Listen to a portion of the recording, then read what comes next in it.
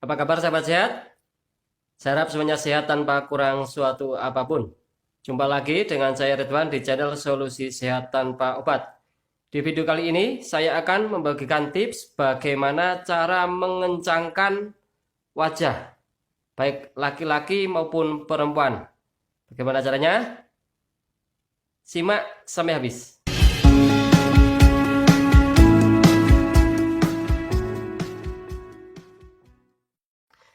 Sahabat, siapapun pasti mendapatkan wajah yang tidak cabi ya, yang kencang.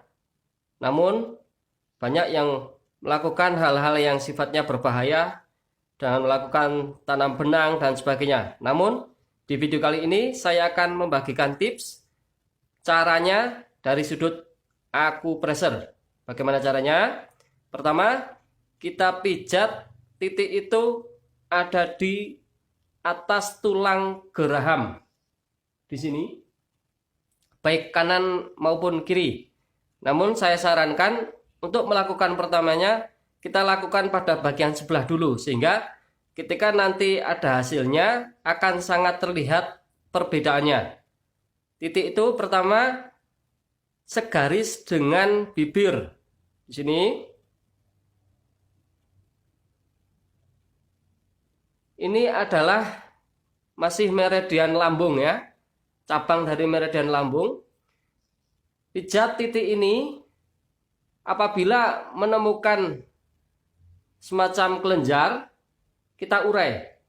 Biasanya pada bagian ini, reaksi ketika kita lakukan pemijatan pada bagian ini, kita seakan merasa kelelahan seperti habis mengunyah makanan yang terlalu lama. Itu adalah reaksi awalnya, karena ini pada bagian geraham. Sesuaikan dengan gambar ya.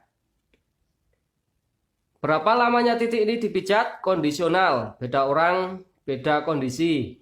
Yang jelas, pijat titik ini sampai bagian kelenjarnya mengecil. Bila dirasa sangat nyeri, perlahan-lahan saja sampai sekiranya mengecil. Bagaimana dengan arah pemutarannya? Ini dari depan ke bawah ke belakang. Berarti dari belakang ke depan ya, seperti ini.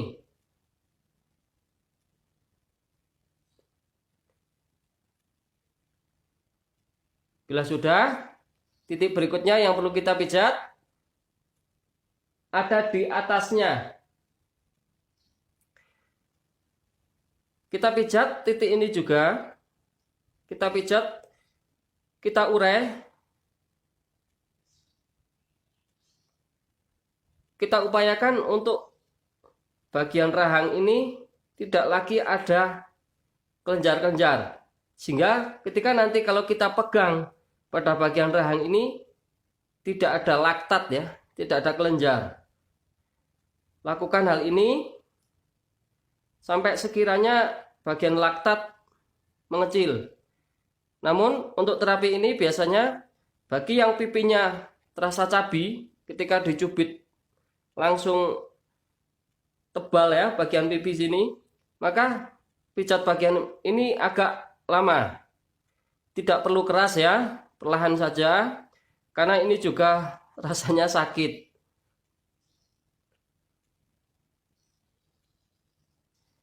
Bila sudah kita upayakan untuk pijat pada bagian dua titik ini, biasanya pada bagian pipi nanti akan cenderung lebih kencang rasanya. Kita nanti bisa bandingkan pada bagian yang sebelah ya. Makanya saya sarankan untuk lakukan dari sebelah dulu agar nanti lebih terlihat hasilnya bagaimana. Oke, kita coba bandingkan ya pada bagian yang sudah dipijat dengan yang belum. Untuk bagian yang belum, kalau saya cubit bagian pipinya, ini seperti ini. Tapi pada bagian yang sudah kita pijat, nah, lebih sulit dicubit, kalaupun kena itu lebih kecil.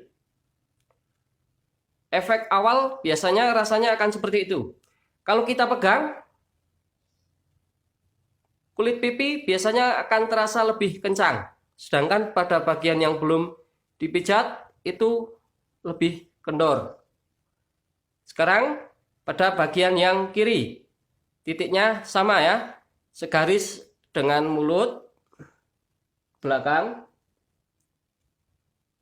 Kita pijat juga.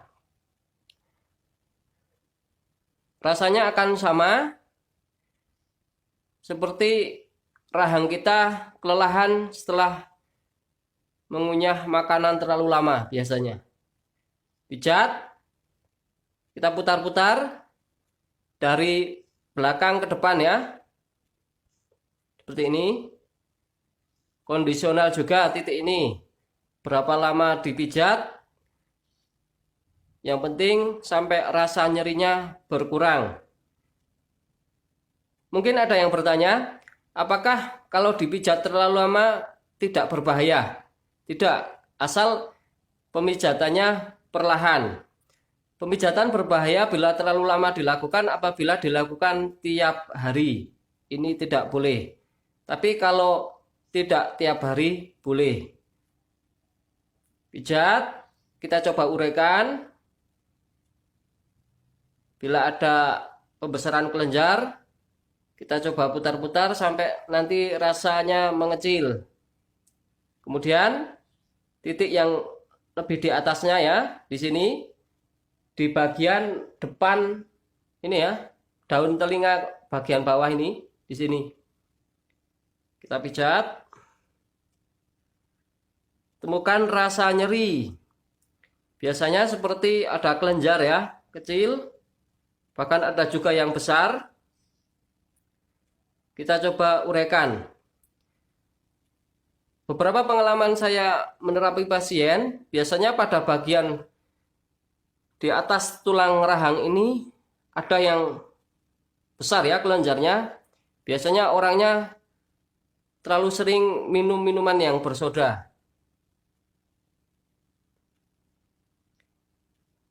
Bila dirasa pada bagian rahang ini sudah mulai mengecil dan mulai kencang kulitnya, sebaiknya kita juga lakukan terapi ini bersamaan pada bagian kanan dan kiri agar bagian kanan dan kiri seimbang ya, tidak terasa lebih kencang sebelah. Kita lakukan bersamaan, kita pijat, kita tarik ke depan seperti ini. Ini perlu dilakukan karena pada bagian kanan dan kiri apabila kelenjarnya masih ada yang berbeda, akan berbeda pula hasilnya pada bagian pipi. Jadi seakan yang satu terasa kencang sebelah. Untuk itu kita perlu lakukan pemijatan bersamaan seperti ini. Alangkah baiknya bila juga dilakukan pernapasan seperti video cara mengatasi kelenjar getah bening dengan menggabungkan terapi bagian rahang ini dan juga pernafasan seperti pada video mengatasi kelenjar getah bening, hasilnya akan lebih maksimal. Wajah akan terasa lebih kencang, bagian hidung terasa lebih kecil, dan ini juga akan bertahan lama. Agar ini bertahan lama, saya sarankan untuk mengurangi pedas dan juga makanan yang berlemak. Lantas berapa kali ini dilakukan? Cukup sehari sekali. Bisa kemudian dilakukan 2 hari berikutnya. Apabila pada hari pertama dirasa sangat sakit dan bagian kelenjar di atas tulang ini terasa besar, lakukan perlahan-lahan sampai sekiranya nanti bagian di atas tulang rahang ini tidak lagi ada kelenjar-kelenjar. Apakah terapi ini tidak berbahaya? Tidak. Karena yang kita pijat adalah meridian lambung yang ada di atas tulang rahang. Reaksi awal seperti yang saya sebutkan tadi, mulut terasa seakan kelelahan karena sehabis mengunyah makanan yang terlalu lama. ini adalah wajar. Kemudian sisi lain mungkin ada sedikit merah ya, bagian habis pijat itu juga wajar. Karena memang kita tekan-tekan. Namun lama-kelamaan pada bagian pipi ini juga akan menghilang. Semoga tips ini bermanfaat. Apabila Anda sudah melakukan, bagaimana hasilnya? Silahkan diisi kolom komentar. Silahkan share kepada teman atau saudara yang membutuhkan. Nantikan video-video saya berikutnya. Terima kasih.